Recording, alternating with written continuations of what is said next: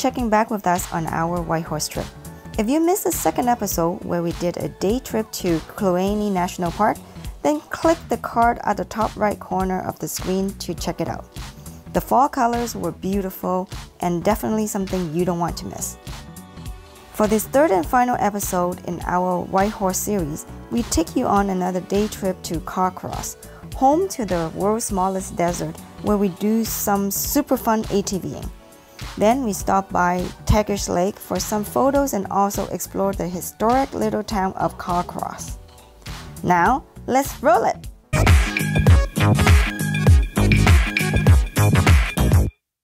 Carcross makes for a great day trip from Whitehorse.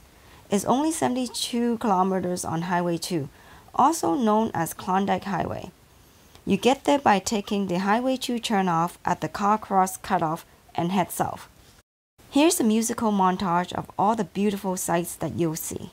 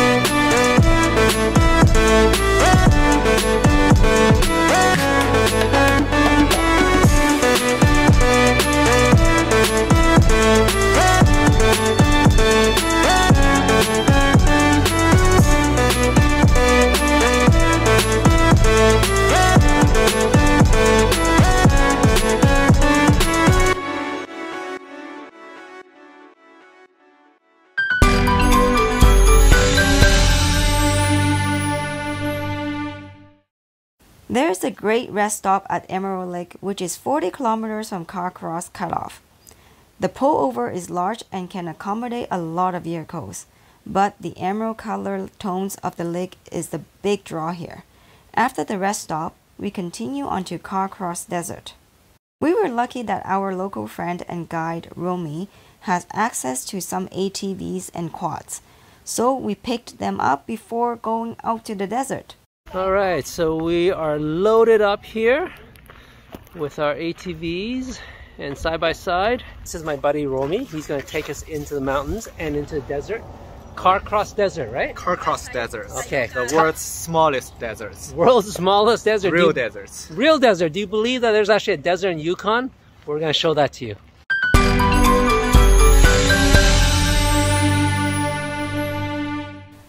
Carcross Desert, where if you're so lucky to have some ATVs or 4x4 vehicles, you'll have a blast going up and down the dunes. At only 640 acres, Carcross Desert is known to be the world's smallest desert. But what really blows my mind is, why is there even a desert in northern Canada? That would be the last place I would expect to see a sandy desert.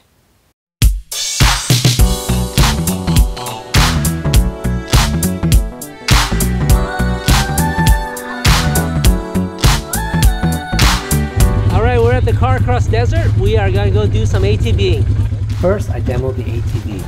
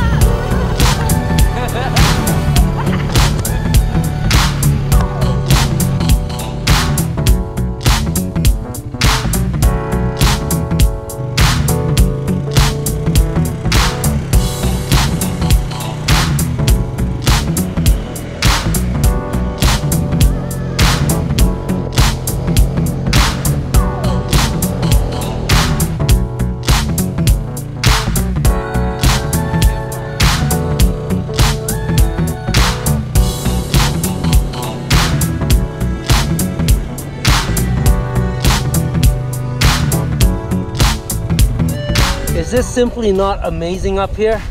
This is Carcross Desert in the Yukon, and look at the scenery when you get up here. Simply amazing. This is now the side-by-side. Okay.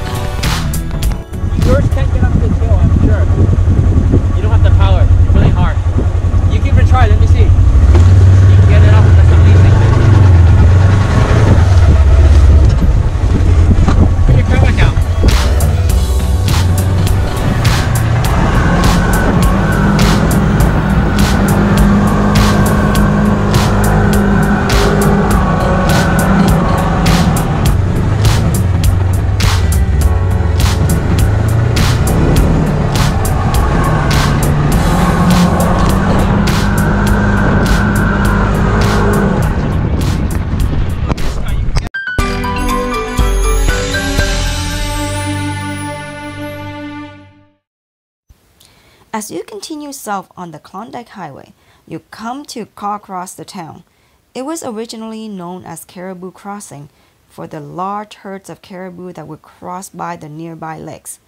I guess with the abbreviation over the years, it became known as Carcross.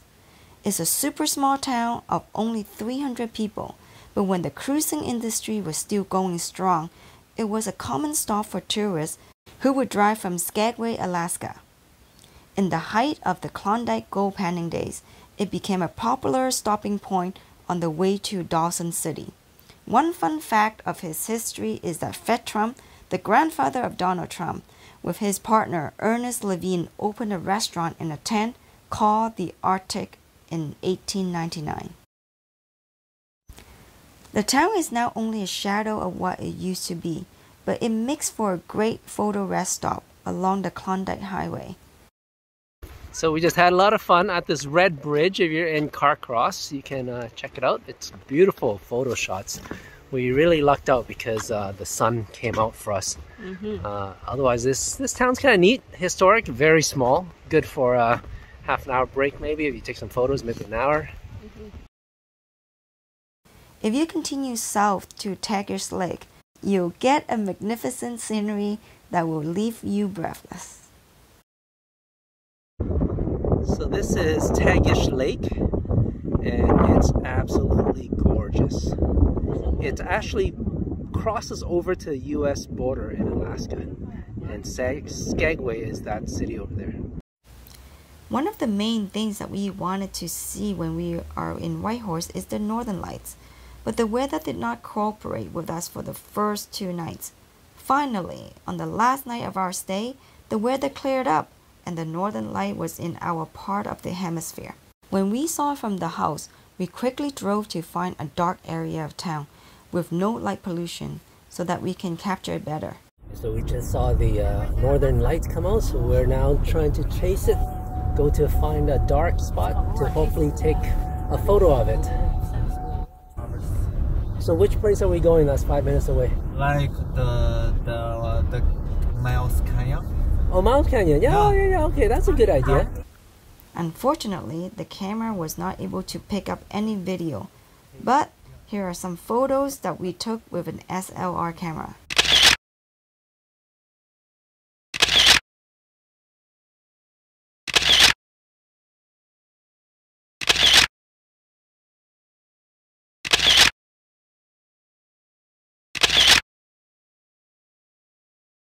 Okay, so we had such a great time in Whitehorse Yukon. Thanks a lot to our dear friend Romy and also Amy. They brought us to so many cool places that you cannot get to. So I would highly recommend that you guys maybe look up their tour company. They have one called Gold Line. So Romy, maybe tell me a bit about Gold Line so that our audience can know about it. Yes, the Gold Line Tour is a local tour operator. And we start, actually we start a very late time, it's 2018. And then in the beginning, we're in Yukon for over 10 years. And we like to play around, explore the outdoors. And then we have a lot of friends in Vancouver area. So more and more every year they are coming here and we're taking them to go, try different activities in the summer and winter, and especially the northern lights. So then ended up, end of the day, we're start a company to run this, and we're fully licensed, and we have a liability insurance covers everything. So then now we're doing small to medium tours, custom trips. Yes. And everything you want to do, you want to know in Yukon, then you can come to me. Yeah, exactly, and I highly recommend it because there's so many places they don't have access to unless you have a local guide like Romy. We came in fall and the colors were amazing, but I would say that there's so many other things to do. Winter, you got the dog sledding. Summer is a different thing, so we'll definitely be back. Yes, I mean places that he takes you to that only the local will know because there's no street sign, so you don't even know where to turn and where to go to for some very, very beautiful, taking beautiful pictures.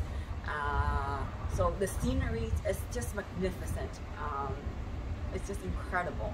So I highly recommend you book with a tour guide, so then they can take you to these places. Okay, so we're on our way back home and it was such a great trip. We did so much stuff for 4 days. There were so many things that we had access to that we couldn't have had without local people, so that made a big difference. Overall, we had a really great trip in Whitehorse. We were only here for 4 days, and lucky we have a friend that we can stay with and to take us around, to show us some of the the local places where to eat, where to go take beautiful pictures, and also when to go out to look for the northern lights. So we got a bit of everything in this trip within the 4 days, so it was well worth it.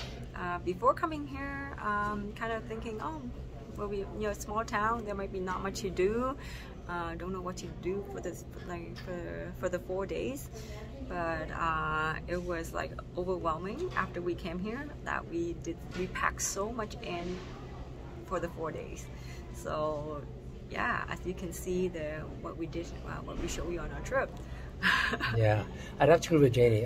When we first came here, I was like looking up things to do, and the typical stuff comes up, but we actually didn't see many of those typical sites. Just one really, and our local friends brought us to see even better things. I felt, and we really didn't do anything that we had thought we would do, and it was not bad or anything. It was even better.